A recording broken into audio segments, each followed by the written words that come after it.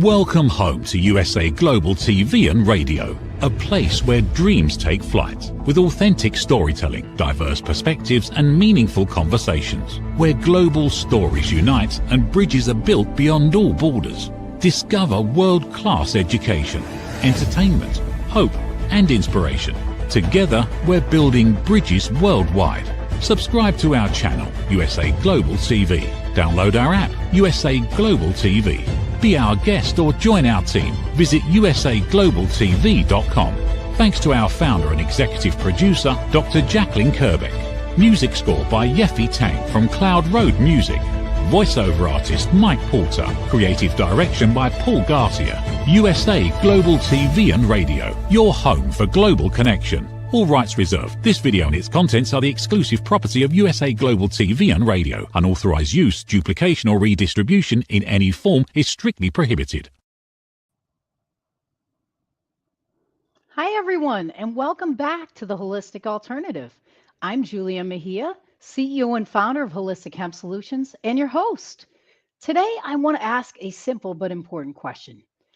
What does it really take to build a workplace where people can thrive, especially in high-risk and culturally diverse environments? Joining me today is Amanda Eastling, an HR leader with extensive experience in high-risk industries and working with Native American tribal communities.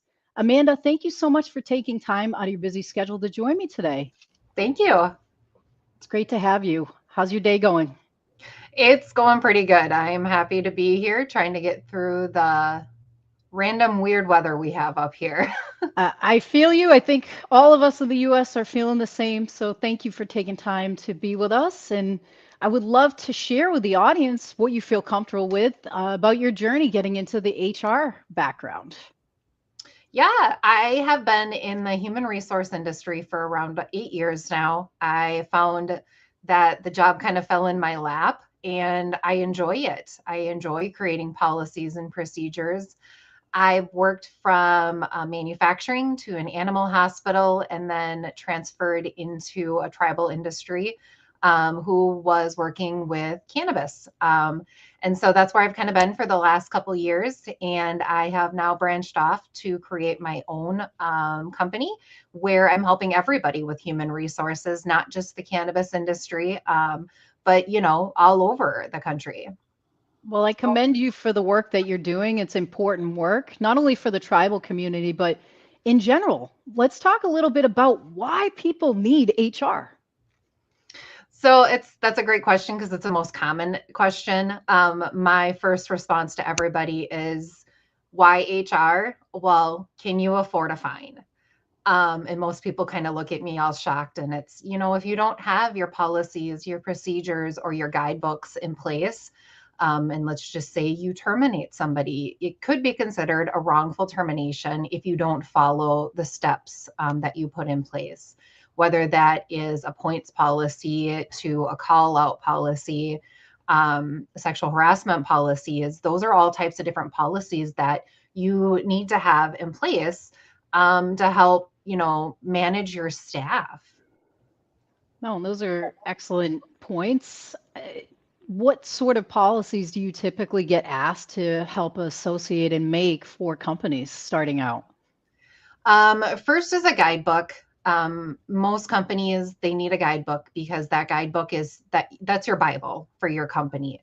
You have to have, you know, if you whether you're in Minnesota and you have sick and safe, pregnancy leaves, jury duty leaves to social media, all of those kind of things go into that. Whether you have a policy or not, having that guidebook is something that you do need in place. And then you branch off from there. If you have a call out, you know, whether you have 5 employees to 50 employees, you need to have a call out policy in place so they know who to call and how to call when they're calling out. And then that way it could also be documented, because then if you go into a points policy, leaning back onto that call out policy, if they follow that or they don't follow it, then that helps back you up with that as well. Some of the other major policies that you need in place are who to talk to if there's a sexual harassment, or any of those kind of things that happen at work, having that policy in place to who to go to, how to go to them it's just a great policy, not necessarily so much for employees as it is for management and upper staff.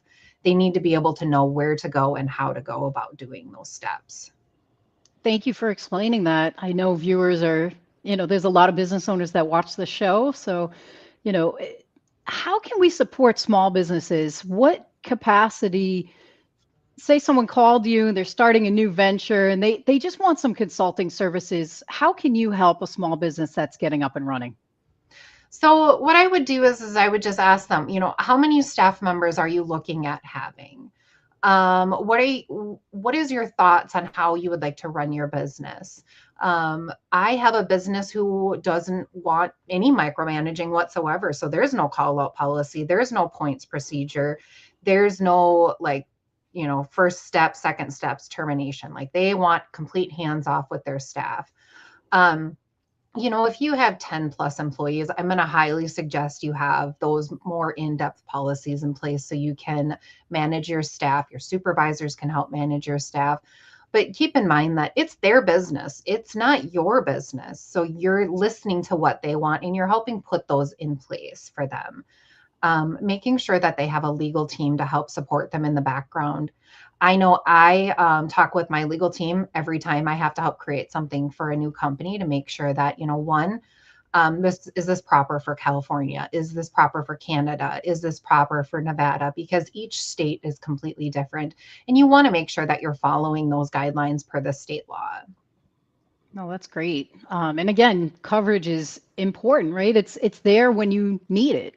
Yeah. It's kind of like insurance. So I think HR is an important, mindset of the business world that often gets overlooked. So can you tell us a little bit about some prevention stories for people watching today in regards to, hey, I didn't know about this or I didn't realize a policy was in place, whether it's an employee or a business owner? Yeah, I knew absolutely nothing about the cannabis industry when I was taking on the position, let alone I didn't know anything about working with a tribe. And so those were two big steps that I had to learn. I worked with a legal team very closely. I worked with the tribal government very closely to help learn the way things go, not only because of the sovereignty that they had, but also, keeping in mind that there are some things that they had to follow federal laws. So when you're reaching out to these people, you're just, making sure you understand what's going on in that state, what's going on in that area, looking over what policies you want to put in place, making sure that the proper ones are put in place and which ones may not be necessary. Again, if you have 3 employees, you're not necessarily going to need a call out policy because it's 3 employees. At that point, it's just some things aren't necessary. So how do you differentiate? So say you have 100 plus employees at the larger company, it's continuing to grow. What do you think for the differentials for a small entity just starting out versus a large one? What are the protections that you put in place for a big company versus a smaller one?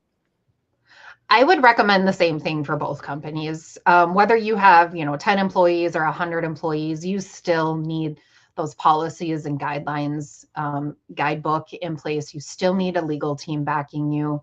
Whether it's a manufacturing to a cannabis industry, make sure you're following OSHA laws, or tribal laws. If you have an OCM regulation or regulators, make sure you're following everybody's.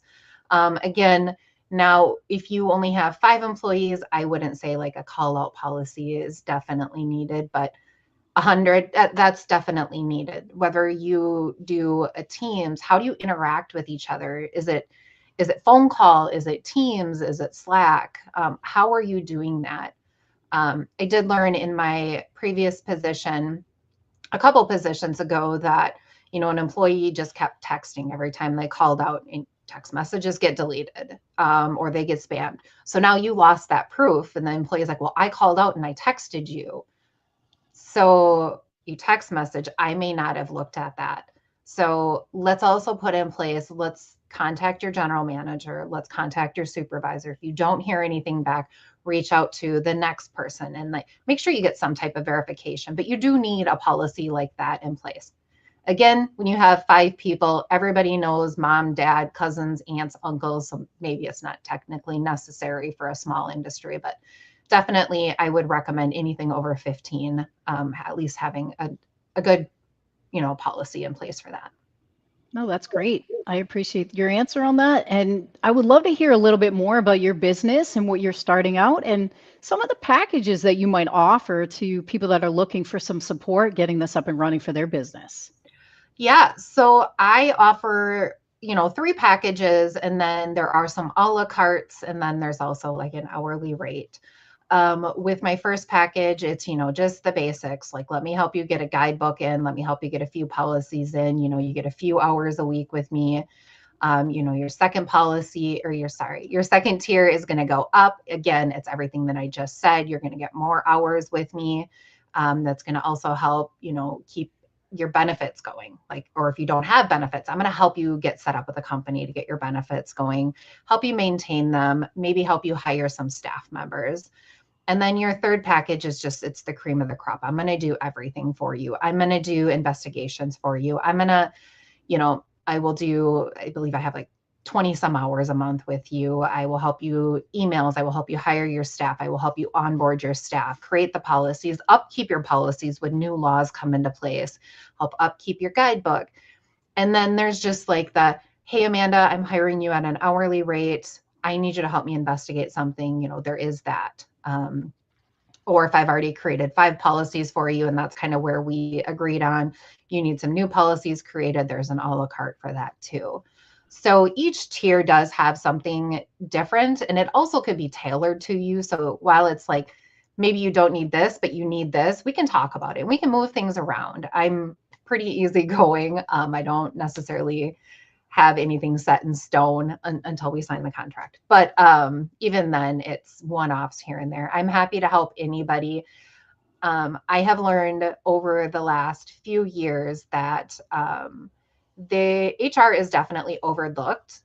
There are a lot of companies out there who don't necessarily believe they need human resources or understand really what human resources does for them. They think that they're just the big mean person that comes in and fires people and writes people up.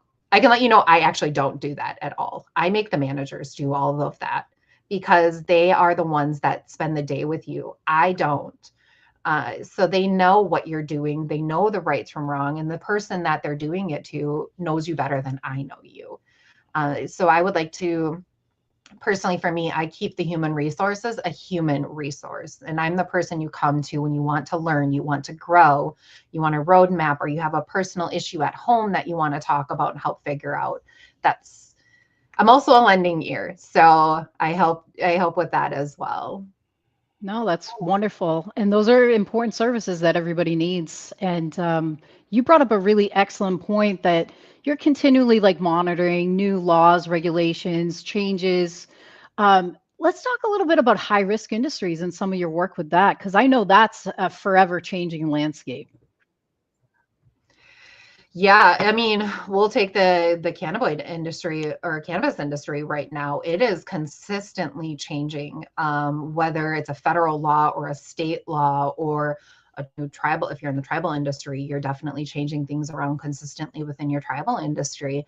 And for me, it's constantly, signing up for newsletters, doing webinars, doing seminars, doing conferences, reaching out to your legal department because they know everything that's going on, or your tribal lawyer or your, whatever it is, it's constantly staying up to date. And again, in the cannabis industry, it's consistently changing. Whatever our president has decided to change this week may be completely changed 6 months from now. So making sure you're staying on top of that. And then you need to turn around and train your team. I recommend always changing your guidebook and your policies January 1st and July 1st, because those are the dates that new laws do come into place. And then if it's a big, huge change, you take your team, your management team and your supervisory team, and you train them. this is the new law that came out, guys. Let's talk about it. Let's digest it, and let's ask questions about it, so we can figure out what's going on and how we can teach our staff that this changed.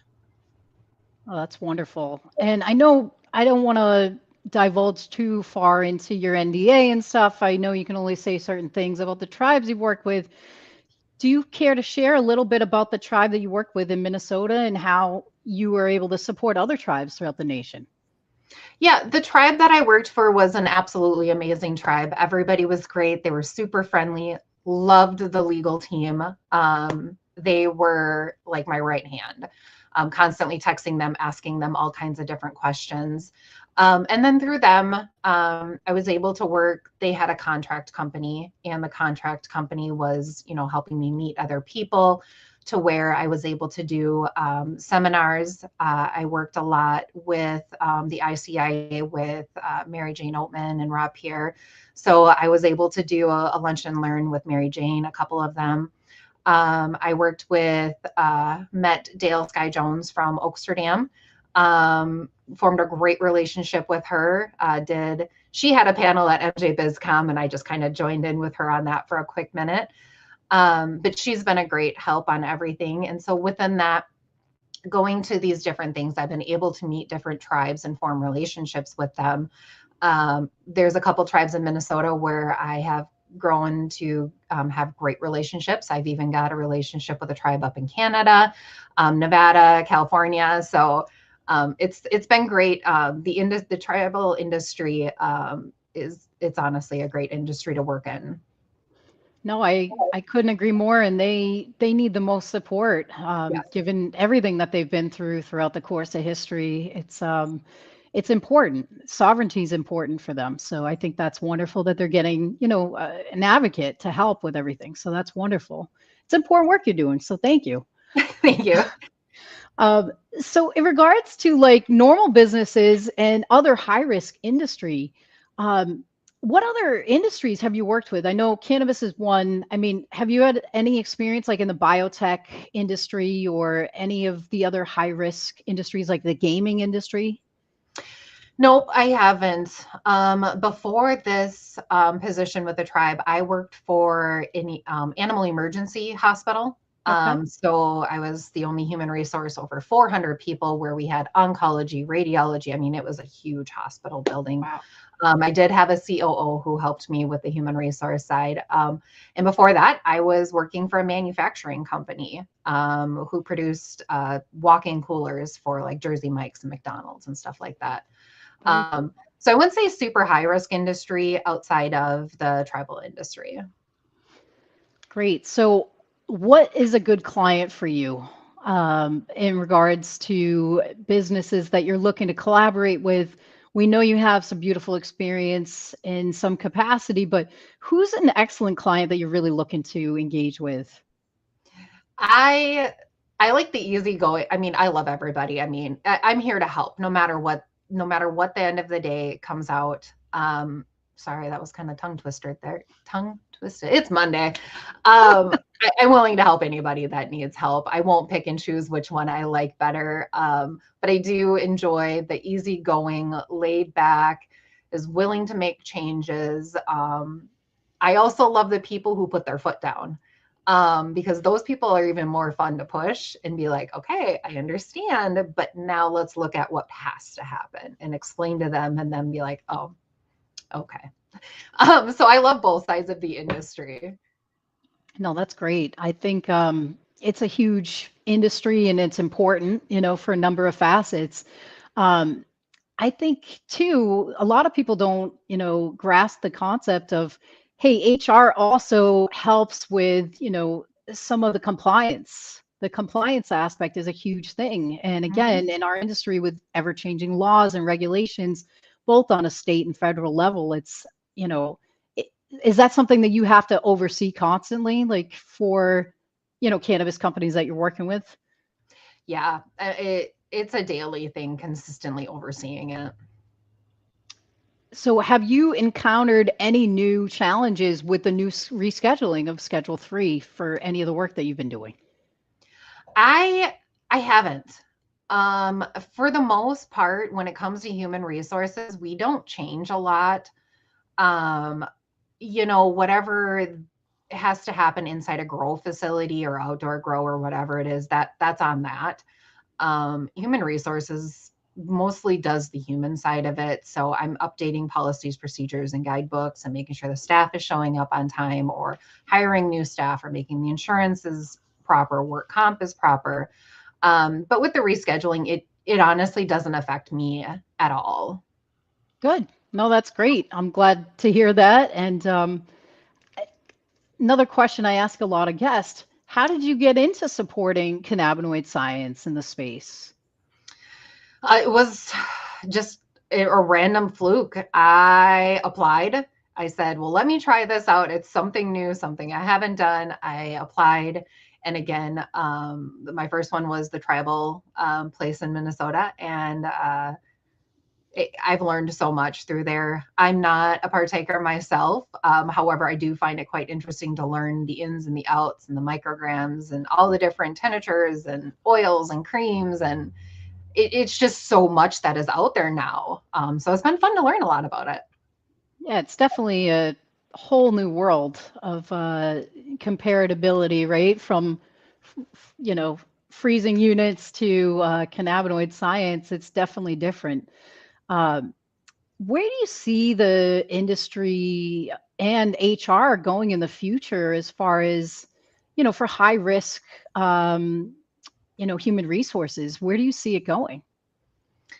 I would love to say I see it going far, and more people taking on, whether it's a part-time human resource or an hourly human resource, whatever it is, um, taking that on, because the more you grow, the more things that need to come into place. Again, it's that 5-person staff versus a 20-person staff. There's so many different things. I mean, less than 5, do you need to follow OSHA? Do you need to follow COBRA?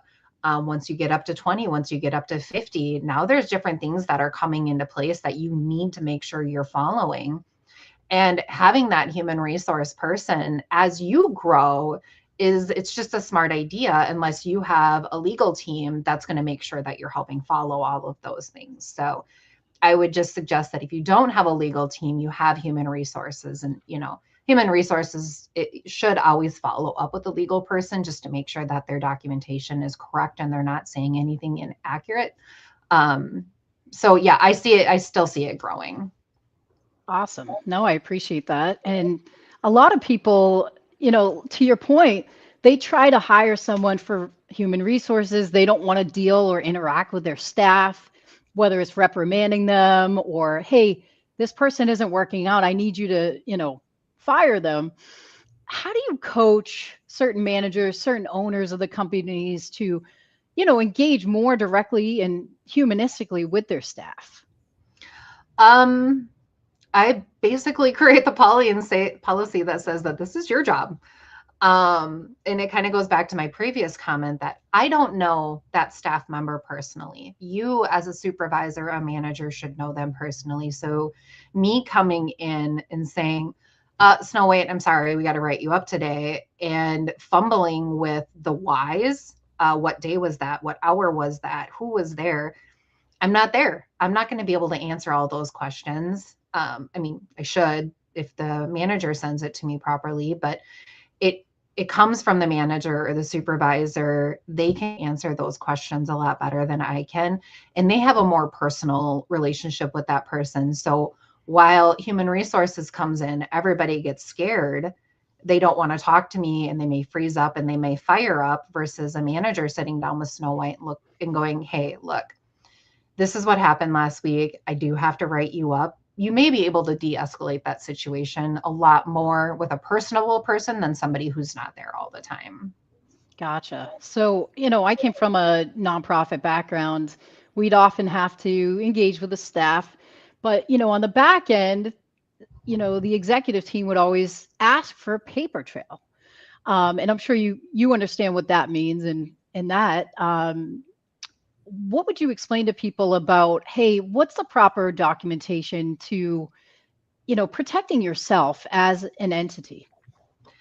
Yeah, that would be, I learned this actually from one of the lawyers I worked with, is making sure you're keeping a staff log. And it's great, and it helped me out so much. But that staff log can be an Excel spreadsheet, person's name, date, notes, and then their name on the bottom tab. And then you could have 100 tabs open on the bottom to find your employee. And, today's date, let's go to Snow White. Snow White, today's date, called in sick. Tomorrow's date, Snow White left work early. I mean, then that's your trail. But also at the same time, keep a Word document as well. Every time, Snow White called in late, she reached out to Rapunzel, was sick. I mean, then you have a little bit more details. You could also put those details into your spreadsheet. But if you need more room, I recommend that Word document. And then also that way, put it in their personnel file. It's something you can always go back to. It is a paper trail. Depending on what state you're in, I would not do a progressive policy. And that's just my opinion. You work with your own company the way you want to work with your own company or your legal team. Being an at-will state, if you say that you're following a progressive policy, you're going to want to follow that progressive policy. You shouldn't want to skip from, oh gosh, Snow White's done this. She was yelling at a customer yesterday. Okay, well, that's a write-up. But did you do the verbal first? Well, Snow White was yelling at a customer again. So now you jump from, well, I just want to terminate her, but you can't because you have that progressive policy. And if you don't follow that, could be considered a wrongful termination because you didn't follow that. Versus we're an at-will state. I'm just going to write you up. Did it again. I'm just going to terminate you. So make sure you're keeping all of those documents. Again, make sure if you have policies in place that you're following them to the T of what you wrote out. So someone that isn't aware of what an at-will state is versus what? Can you explain a little further the differential between the two? Yeah, so an at-will state, and I have to be careful with my words here because I am not a lawyer. First and foremost, I am not a lawyer. An at-will state usually goes along the lines that you can terminate for any reason. Outside of medical reasonings, doctor's notes, those kind of things. If they've got all the proper documentation in place, you really can't terminate them. Always advise talk to a lawyer if you're going to terminate somebody to make sure that you have everything in place to terminate them so it doesn't come back on the company. Now, when it comes to not at-will states, that usually means that there has to be a very good reason. Again, with the progressive policy, you followed all these steps. Again, I want to be careful with my words because I'm not a lawyer. So if you are concerned about most everybody knows if they're an at-will state or a not at-will state, I recommend reaching out to a legal team and have them go more in depth with those explanations. Thank you. I appreciate that so much. And yeah, there's so many questions I'm sure people have, like, unionized companies. Is that a big differential when it comes to your HR work dealing with unions? It is so different. Okay. I've yet to work with a company that has a union. I can have policies in place, but if they don't align with a union, my policies don't mean anything. A union is there for a reason. They have their own human resources. They have their workers. So if I want to write up Snow White because she did this, the union worker can come in and say, nah, it doesn't really go against my policy, so now I can't write her up. That's crazy. So how do you blend that with a union when you do? And I know you might not have worked particularly with a union company, but I'm sure you understand like the grasp of it. Can you explain a little further? Yeah, I'm actually in works of talking with somebody about working with them because they do have union. My recommendation is talk to the union rep, ask what their policies are, ask what their procedures are, and try to incorporate those in your human resources ones as much as possible. Now, if I have 50% union workers and the other 50% not union workers, look at that. But if you have more union workers than you have non-union workers, I would definitely recommend taking in a good majority of the union's policies that they have in place, because you want to be same across the board. You don't want to have a bunch of different separate policies out there, especially if you're a bigger industry, because now you got to try to remember, okay, well, is Snow White a union worker? Well, no, but Rapunzel is a union worker. They did the exact same thing, but I have to punish Snow White because it falls under my non-union policy, but Rapunzel gets to get away with it because she's a union worker. So trying to make sure that those policies align as much as possible is the best way to do it. Thank you. Thank you for explaining all that. And, you know, anyone listening that feels they could use some assistance, some consulting, what's the best contact information for you? How do people get in contact for services? Yeah, you can reach out to me on LinkedIn. I believe it's popped up right there. And you can also reach out to me via email, which is just the eastlingservices@gmail.com. I don't have a website up and running at the moment. Those are the two best ways to get a hold of me. But yeah, that's pretty much the best ways right now. Wonderful. Is there anything else you want to leave people with today? Because I know we threw a lot of information at them and it flew by the 40 minutes. It really did. I didn't even realize that. I just kind of leave you with a little bit here is that make sure, no matter what your business is, that you hire your human resources first. Way before you hire any of your other staff members, because your human resources, again, is the one who's going to create your path road for you. They're going to create the jobs. They're going to create the job descriptions. They're going to help you create budgets, policies, procedures, guidebooks, SOPs. It's easier to hire human resources before you have a staff than after you have a staff, because say I come in 2 months after you've already been open and you don't have this policy in place. Now I'm coming in and I'm the bad guy because I have to force this. You may lose a lot of workers because of that. So I just recommend hiring your human resources first, at least a couple months minimum before you open your doors.